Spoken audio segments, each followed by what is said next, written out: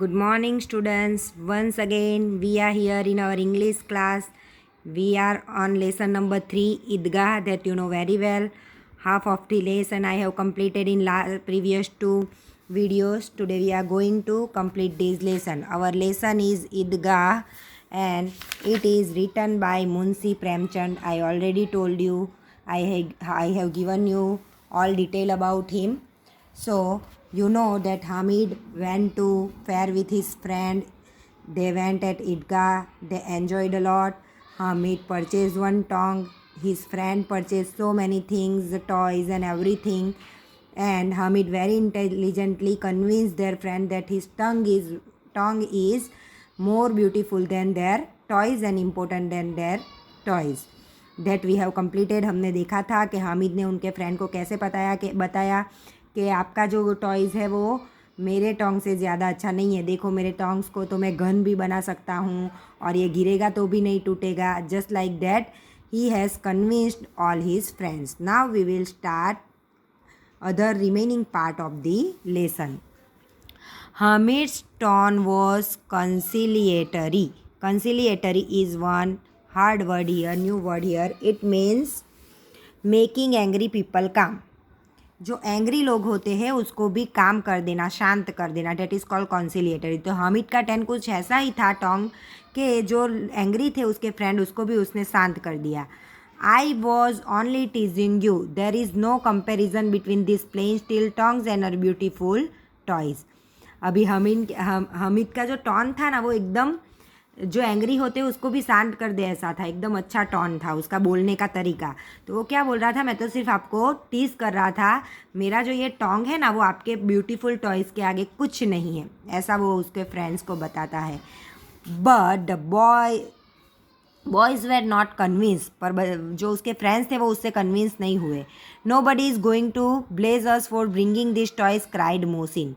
मोहसिन जो उसका फ्रेंड था वो बोलता है कि हमें कोई ब्लेजिंग नहीं देगा ये टॉयज़ ले जाने के लिए और कोई प्रेज़ भी नहीं करेगा.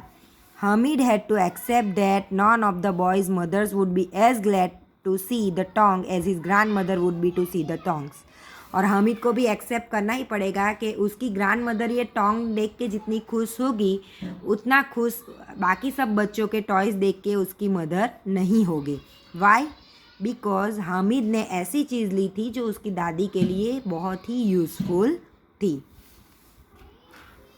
Mahmood was hungry and took out some bananas his father had given him. Mahmood अब को अभी भूख लगती है. वो भी एक फ्रेंड होता है हामिद का, तो उसको भूख लगती है तो उसके पापा ने कुछ बनाना दिए होते हैं उसको, तो वो निकालता है. He shared them only with Hamid while others stayed with their mouth watering.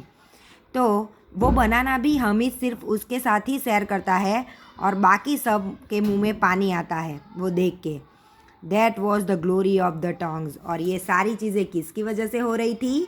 Hamid ने जो टोंग खरीदा था उसकी वजह से. Now by 11 o'clock there was excitement in the village. अब 11 बजे बहुत ही एक्साइटमेंट था गांव के लोगों में. As the revellers were coming home. Revellers यानी कि जो भी ईदगाह पे गए थे वो सब बैक हो रहे थे, वहाँ से सब घर पे आ रहे थे. तो विलेजर्स थे वो बहुत ही खुश थे, एक्साइटमेंट में थे. On hearing Hamid's voice Amina rushed forward and picked him up. और जैसे ही हामिद का वॉइस सुनती है तो अमीना जो उसकी दादी है वो जल्दी से बाहर आती है और उसको उठा लेती है. When she spotted the tong in his hand she was taken aback. जैसे ही वो अपने हामिद के हाथ में वो टोंग देखती है ना तो वो थोड़ा पीछे हो जाती है. Where did you get it from. Amina बोलती है कि तुम ये कहाँ से लाए. I brought it. तो वो बोलता है कि मैंने ये बाय किया है. आई बॉट इट, मैंने ये ख़रीदा है. For how much. फॉर 3 पैसे. तो अमीना पूछती है कि कितने का ख़रीदा. तो हामिद रिप्लाई देता है 3 पैसे. Amina grew angry. What a stupid boy. It's almost noon and he had not eaten anything. तो अमीना उसकी दादी जो है गुस्से हो जाती है. क्यों गुस्से हो जाती है? क्योंकि उसके पास 3 पैसे ही थे और वो पैसे भी उसने ये टोंग खरीदने में वेस्ट कर दिए और उसने अपने लिए कुछ भी नहीं खाया. In the entire fair couldn't you find anything better than this tongs. तो उसके आमिना पूछती है हामिद को कि ये फेयर में तुम्हें टोंग के अलावा कुछ अच्छा मिला ही नहीं, what will you do with it, ये टोंग का तुम क्या करोगे? Hamid said मिकली, you burn your fingers when you make chapati, that's why I bought it. और हामिद बहुत ही धीरे से बोलता है कि आप जब भी चपाती बनाती हो ना दादी, तो आपकी जो फिंगर है वो बर्न हो जाती है, इसलिए मैं ये टोंग आपके लिए लाया हूँ।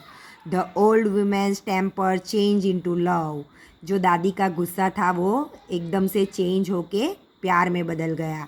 What concern for others, what a big heart the poor boy, एक छोटा सा बच्चा 5 साल का, कितना बड़ा हार्ट है उसका, जो अपनी दादी के बारे में सोच रहा था। बाकी बच्चे जहाँ पे अपने बारे में सोच रहे थे, एंजॉय कर रहे थे, उस जगह पे भी ये हामिद जो था वो अपनी दादी के बारे में सोच रहा था। तो ये छोटे से बच्चे का हार्ट कितना बड़ा है।